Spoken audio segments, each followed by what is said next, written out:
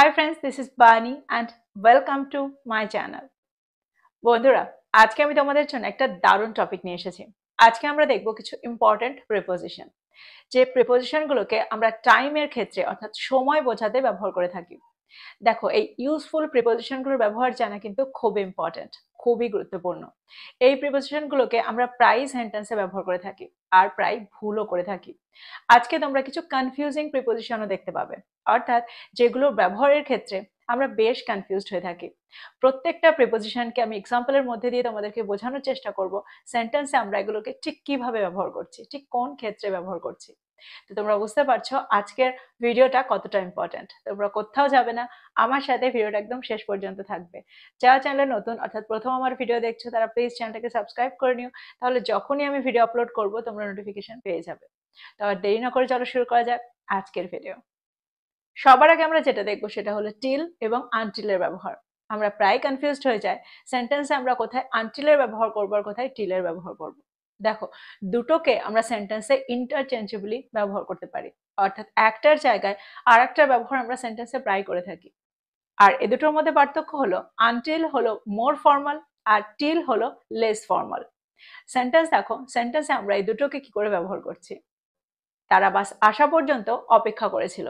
That means যতক্ষণ না বাস এসেছিল ততক্ষণ পর্যন্ত তারা অপেক্ষা করেছিল। They waited until the bus arrived. They waited until the bus arrived. দেখো, এখানে কিন্তু আমরা টিলেরও ব্যবহার করতে পারতাম। তাহলে সেন্টেন্সটা কি হতো? They waited till the bus arrived. আমি সন্ধ্যা 6টা পর্যন্ত অপেক্ষা করব। I will wait until 6 p.m. I will wait until 6 p.m.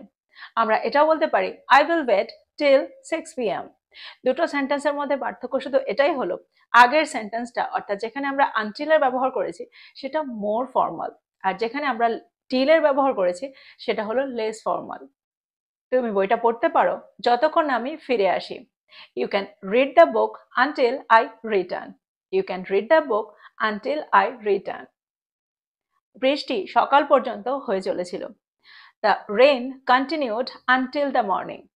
The rain continued until the morning. বা আমরা এটাও বলতে পারি the rain continued till the morning. দোকানটা রাত 9টা পর্যন্ত খোলা থাকে।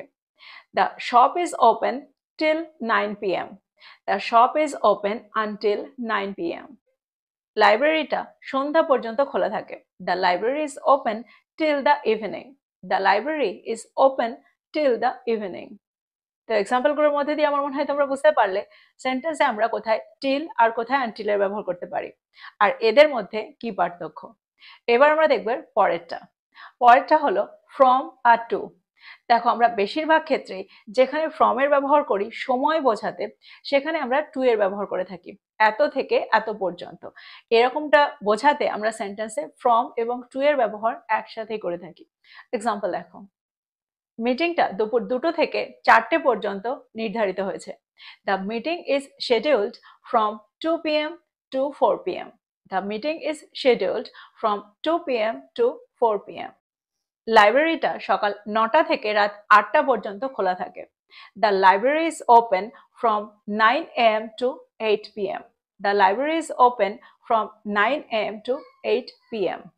সেশনটি সকাল 11টা থেকে দুপুর 1টা পর্যন্ত চলবে। The session will last from 11 a.m. to 1 p.m. The session will last from 11 a.m. to 1 p.m. প্রত্যেকটা সেন্টেন্সকে খুব ভালো করে বোঝার চেষ্টা করো। দেখো, প্রত্যেকটা সেন্টেন্সে আমরা কিন্তু কোনো একটা সময় থেকে কোনো একটা সময় পর্যন্ত বোঝাতেই সেন্টেন্সে ফ্রম এবং টু এর ব্যবহার করছি।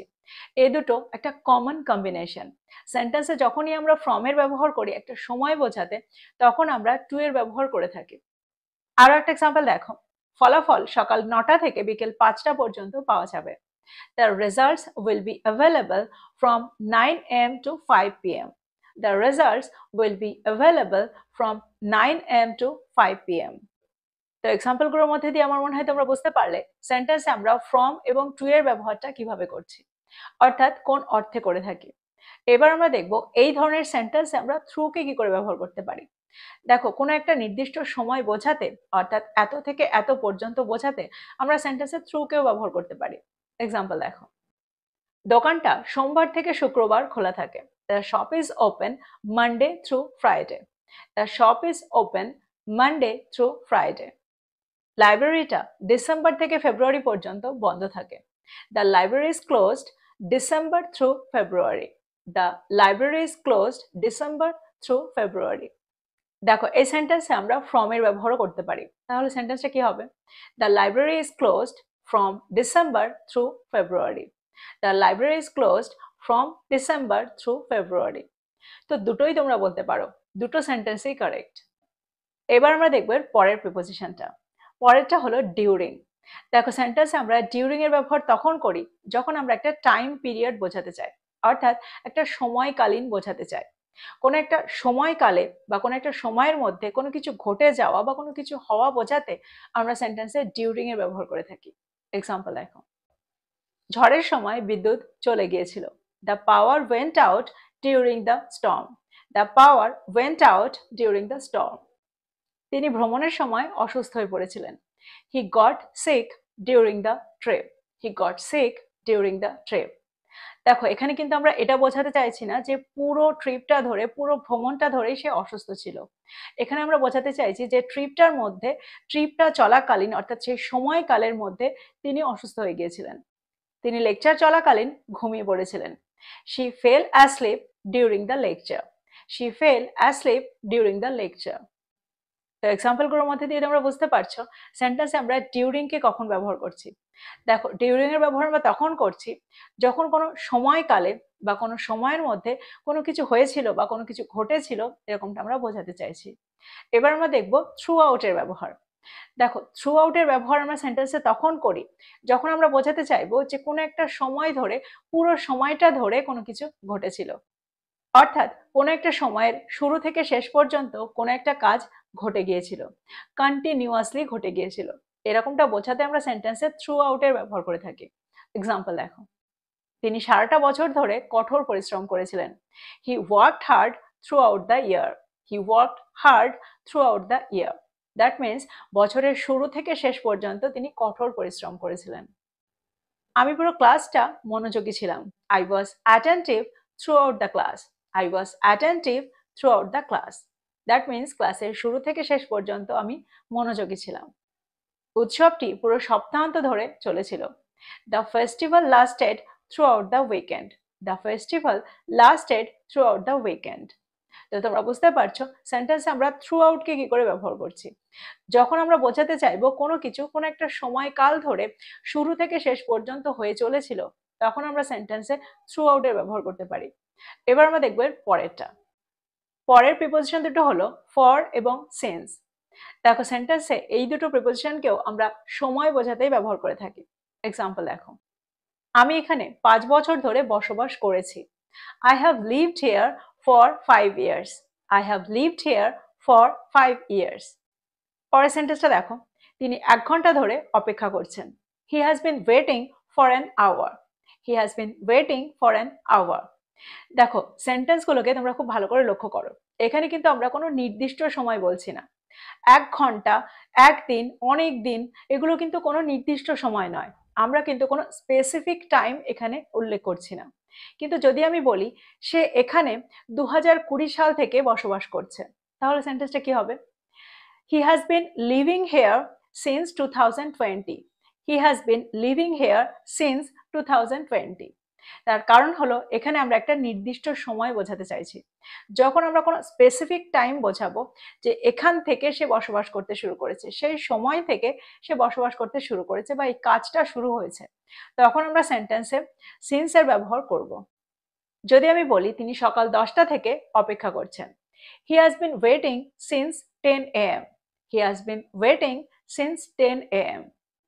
তো এক্সাম্পলগুলোর মধ্যে দিয়ে আমার মনে হয় তোমরা বুঝতে পারছো সেন্টেন্সে আমরা কোথায় ফর এর ব্যবহার করতে পারি আর কোথায় সিন্স এর ব্যবহার করতে পারি।